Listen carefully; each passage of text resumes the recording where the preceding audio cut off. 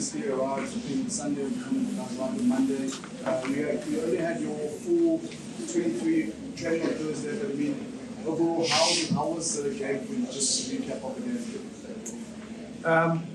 Yeah, it's never pleasant when you get that many points put around you, but then it's always on the cards. You know, you're playing the world champions at home. Conditions really probably helped them, didn't help us to settle. We're inaccurate early, couldn't get enough ball, couldn't create any pressure, and South Africa were very good, as we know. So it's a great start for their campaign, and there's some good footy ahead for them. There's some great rugby to come. Robbie, I suppose you don't have another game, so maybe we could talk about the Springboks a little bit, just your impressions of them. You touched on it there, but do you think they're a more ambitious team than they have been in the past? Yeah, no doubt. And got so much talent. You know, they can play any which way they choose, and they're developing the ability to do that, which really helps over time, because then you can take the load off your group. You know, historically they were quite one-dimensional, but very good at it. But now they can play in many different ways, and they're a lot more ambitious, and they've got some talent that's prodigious, you know, that other nations would give anything for. So point of difference players that can unlock a game. It makes it hard. Yeah. Just on there as well, talent, which players stood out for you on the Springbok side? I always enjoy watching Cheslin, even when I'm playing against him. He's just so positive, you know, and you see his positivity into contact, let alone in the air. He's just a freakish footballer, yeah. Robbie, I think sort of when he said you late the box thought you were going to play a bit more of an expansive game than you did eventually. Was that part of the game plan, or was it just the conditions and the defensive structure you came up against? Oh, it was possession. We didn't have possession.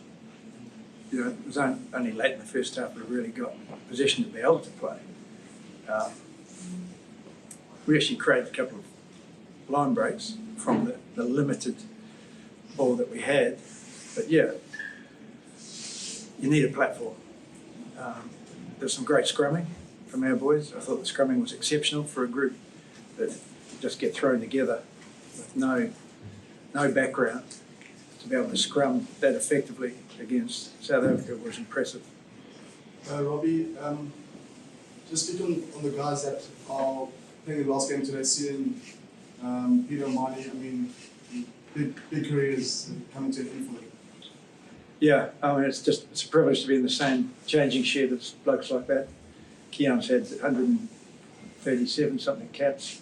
Peter O'Mahony's just revered around the world, a very respected rugby player. And then Sam Kane also. Camille Schatt, another one. This will probably be the last international fixture you'll see of him. All class blokes, aside from being good rugby players, they're quality people. It's been great just to spend some time in their company. Robbie, do you think that, considering the growth in the Springbok attacking game, that they have a good chance to break that Eden Park sort of run of the All Blacks later? Oh, there's no doubt they can do it. Absolutely. And I've got no doubt that it will be very much on the radar, but they'll, you know, an experienced group. They know how to win, and there's a lot of footy to come before then, but that will just prepare them for that moment. So that's going to be a great occasion. Yeah.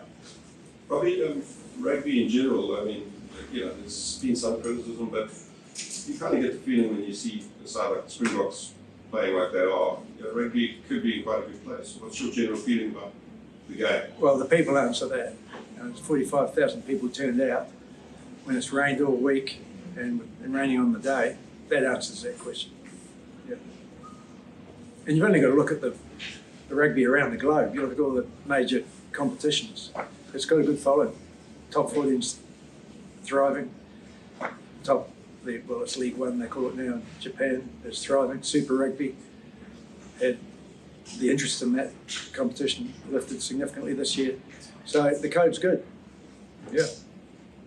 Robbie, putting up a team together in a specific week, I mean, how was that experience for you? It's always tough. It was particularly tough this year. And I don't imagine it'll get easier anytime soon, but I think it's still really important. I think this concept is unique and special. It's unique to rugby in the first instance, to gather people from around the globe that normally play against each other and play together with limited prep against an established international combination. It's a great experience. And that's what the game's about. It's more than just win-loss. And that's what these guys have experienced. Robbie, you spoke about all of the talent of the Springboks. But as a coach, if you could, would you love to have coached a team with the talent that the Springboks have? Oh, anyone would. Yeah. But ironically with coaching, people look at win-loss, they look at campaigns where you win as opposed to when you lose a final or maybe not even make a final. And they look at them and from a distance they say, well, they must have been very different. There's actually not much difference. It's just little pieces of detail that define the outcome, but the experience of the whole campaign and the work that goes in and the camaraderie and what makes up the game does not change a lot. And those that are in the game understand that. It's always better to get up than not. But I've learned over time that even the bad experiences actually become good because you come to understand what they offer you. We all done?